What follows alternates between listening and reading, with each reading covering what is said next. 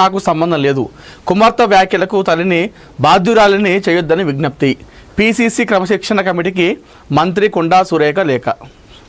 కొండా సురేఖ ఏదైతే ఈ వివాదం ఉందో, కొండా సురేఖ కూతురు కొండా సుస్మిత పటేల్ చేసిన వ్యాఖ్యలు ఏతున్నాయో ప్రస్తుతం తెలంగాణ కాంగ్రెస్లో పెను దుమారం రేపుతుందని చెప్పేసి మనం చెప్పుకోవచ్చు.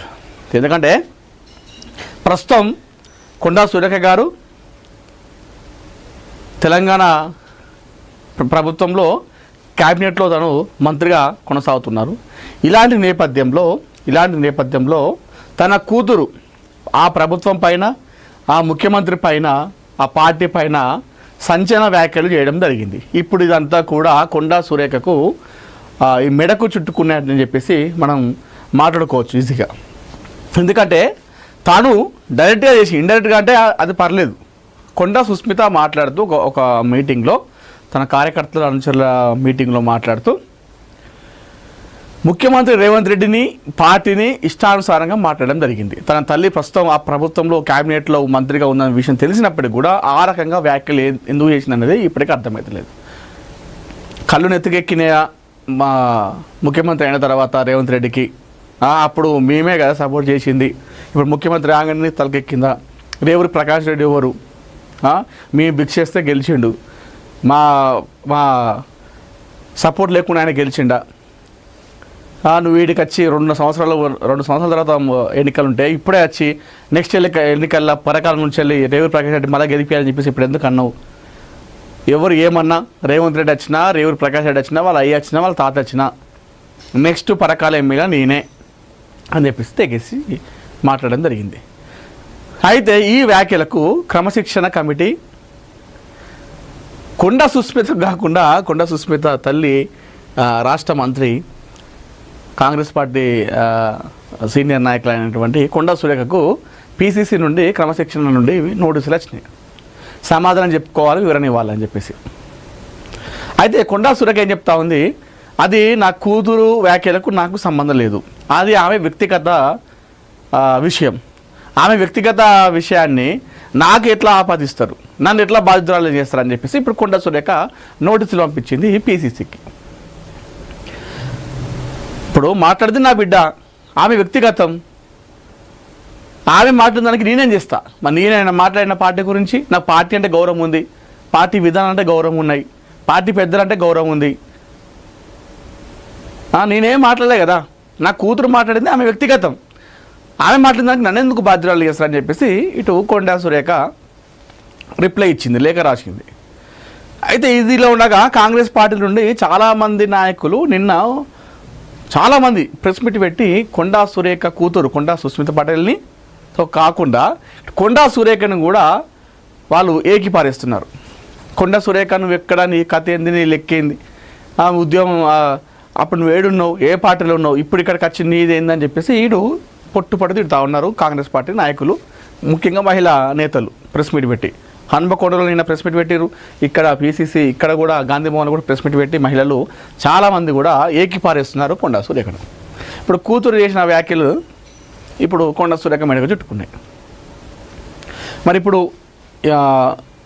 ఏమంటారు పిసిసి, మరి క్రమశిక్షణ కమిటీ వాళ్ళు ఏమంటారు? ఇప్పుడు రిప్లై ఇచ్చింది, వివరణ ఇచ్చుకోవాలి అని చెప్పేసి నోటీసులు ఇస్తే రిప్లై ఇచ్చుకుంది. నాకు నా కూతురుకు సంబంధం లేదు, ఆమె వ్యక్తిగత మ్యాటరు, నన్ను ఎందుకు బాధ్యురాలను చేస్తారు, నాకు పార్టీ అయినా, పార్టీ పెద్దలైనా గౌరవం ఉందని చెప్పేసి చెప్పింది. ఇప్పుడు వాళ్ళు ఏమంటారు? ఇప్పుడు కొండా సుస్మిత పటేల్కి కాంగ్రెస్ పార్టీలో సభ్యత్వం ఉందో లేదో తెలియదు. ఇప్పుడు ఆమె అన్నదానికి ఆమెకి ఇవ్వకుండా, అంటే ఆమెకు ఎట్లా ఇస్తారు? ఆమె ఒక పార్టీలో సభ్యత్వం ఉండి పార్టీలో ఏదో ఒక రకంగా ఒక పోస్ట్లో ఉంటే ఆమెకు నోటీసులు ఇస్తారు. అయితే ఆమె పార్టీకి సంబంధించింది కాదు కాబట్టే ఇటు నోటీసులు ఆమెకి ఇచ్చారు. అది ఎంతవరకు కరెక్టు?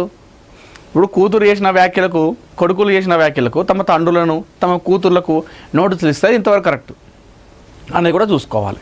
మరి ఇప్పుడు క్రమశిక్షణ కమిటీ ఈ సురేఖకు నోటీసులు ఇచ్చింది, ఆమె రిప్లై ఇచ్చింది. మరి ఆ రిప్లైని వాళ్ళు ఏకీభవిస్తారా? ఓకే అని చెప్పేసి లైట్ తీసుకుంటారా? లేదంటే ఆమెకి ఏమన్నా క్రమశిక్షణ కమిటీ నుండి ఇంకేమైనా చర్యలు తీసుకునే అవకాశం ఉందా? ప్రస్తుతం ఆమె మంత్రిగా ఉంది, మరి బర్తరఫ్ చేస్తారా మంత్రి నుండి? లేదంటే పార్టీ నుండి తీసి సస్పెండ్ చేస్తారా? ప్రస్తుతం మరి తను కాంగ్రెస్ నుండి ఎమ్మెల్యేగా గెలిచింది. ఇవన్నీ కూడా చూసుకోవాలి. ఇవన్నీ కూడా చూసుకోవాల్సి వస్తుంది. చాలామంది ఏమంటున్నారంటే కొండ సురేఖకు తెలియకుండా కొండ సుస్మిత ఆ రకంగా వ్యాఖ్యలు చేస్తుందా? కొండ సురేఖకు తెలిసి ఎంత చేసింది కాబట్టే పీసీసీ నుండి ఆమెకు నోటీసులు ఇచ్చిర్రు, ఇదంతా చేపించింది కొండ సురేఖ అని చెప్పేసి మరి చాలామంది అంటూ ఉన్నారు. ఇప్పుడు పీసీసీ కూడా వాళ్ళు అదే అనుకుంటా ఉన్నారు.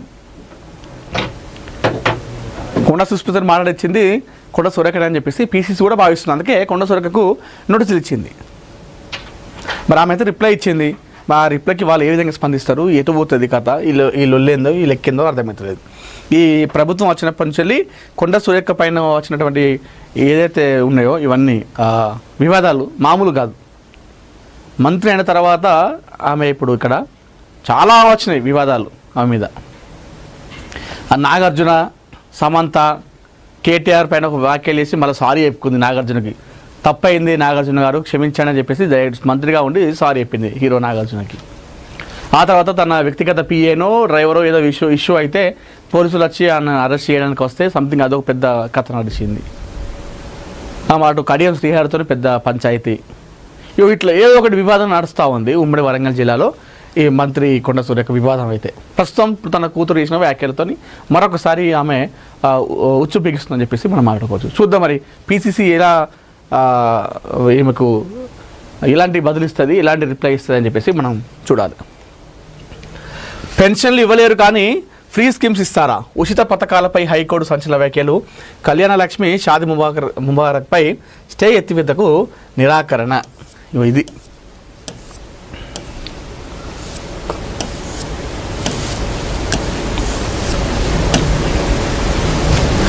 ఉచిత సంక్షేమ పథకాల అమలు, ప్రభుత్వ ప్రాధాన్యతలపై తెలంగాణ హైకోర్టు మరోసారి అత్యంత కీలకమైన వ్యాఖ్యలు చేసింది. రాష్ట్ర ప్రభుత్వం ప్రతిష్టాత్మకంగా అమలు చేస్తున్న కళ్యాణ లక్ష్మి, షాదీ ముబారక్ పథకాలపై విధించిన తాత్కాలిక స్టేను ఎత్తివేయడానికి హైకోర్టు నిరాకరించింది. ప్రజల పన్నుల డబ్బును ఉచిత పథకాలకు విచ్చలవిడిగా ఉపయోగించడంపై న్యాయస్థానం తీవ్ర అసంతృప్తి వ్యక్తం చేసింది. న్యాయవాది విజయ్ గోపాల్ దాఖలు చేసిన పిటిషన్పై విచారణ జరిపిన జస్టిస్ ఎన్వి శ్రవణ్ కుమార్ ధర్మాసనం ఈ ఉచిత పథకాలకు సంబంధించిన జీవోలకు చట్టబద్ధత లేదని గతంలోనే స్టే విధించింది. ఈ స్టేను వేకేట్ చేయాలంటూ ప్రభుత్వం దాఖలు చేసిన పిటిషన్ను విచారించిన హైకోర్టు స్టే ఎత్తివేసేందుకు సుముఖత చూపలేదు. విచారణ సందర్భంగా ధర్మాసనం స్పందిస్తూ ఉచిత పథకాల వల్ల ప్రజాధనం భారీగా వృధా అవుతుంది అని వ్యాఖ్యానించింది. ప్రజల నుంచి వసూలు చేసే పన్నుల సొమ్మును ఉత్పాదక రంగాలకు కాకుండా కేవలం ఉచిత పథకాలకే దారబోయడం సరికాదని అభిప్రాయపడింది. పెన్షన్లు, భూ నిర్వాసితుల పరిహారంపై ధర్మాసనం ఆందోళన వ్యక్తం చేసింది. ప్రభుత్వ ప్రాధాన్యతలను ప్రశ్నిస్తూ హైకోర్టు పలు కీలక అంశాలను లేవనెత్తింది. ఉద్యోగులు, పెన్షనర్ల ఇబ్బందులు, పదవి విరమణ చేసిన ఎంతోమంది ఉద్యోగులకు సకాలంలో జీతాలు, పెన్షన్లు, రిటైర్మెంట్ బెనిఫిట్స్ అందడం లేదని, ఇందుకోసం వారు కోర్టులను ఆశ్రయించాల్సి వస్తుందని కోర్టు గుర్తు చేసింది. ప్రాజెక్టుల కోసం భూములు కోల్పోయిన నిర్వాసిత కుటుంబాలు తరాల తరబడి ప్రభుత్వ పరిహారం కోసం ఎదురు చూస్తున్నాయని, వారికి ఇవ్వాల్సిన చట్టబద్ధమైన పరిహారం కంటే ఉచిత పథకాలే ప్రభుత్వానికి ప్రాధాన్యత మారాయా అని నిలదీసింది. సెప్టెంబర్ 9 వరకు నిలిచిపోయిన నిధులు, ప్రభుత్వ అభ్యర్థనను తోసిపుచ్చుతూ ఈ పథకాలకు సంబంధించిన నిధుల పంపిణీపై విధించిన స్టేను కోర్టు పొడిగించింది. ఈ వ్యవహారంపై పూర్తి వివరాలతో కూడిన సమగ్ర కౌంటర్ అఫిడవిట్ దాఖలు చేయాలని తెలంగాణ ప్రభుత్వాన్ని ఆదేశిస్తూ తదుపరి విచారణను సెప్టెంబర్ 9కి వాయిదా వేసింది. ఫలితంగా అప్పటి వరకు లబ్ధిదారులకు కళ్యాణ లక్ష్మి, షాదీ ముబారక్ ఆర్థిక సాయం నిలిచిపోనుంది.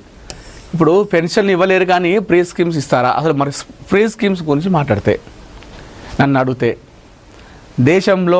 మన దేశంలో ఏ ప్రభుత్వమైనా, కేంద్ర ప్రభుత్వాలు కావచ్చు, దేశంలో ఆయా రాష్ట్రాల ప్రభుత్వాలు కావచ్చు, అసలు ఈ ఫ్రీ స్కీమ్స్ అనేదే తీసిపడేయాలి. ఇప్పుడు మనం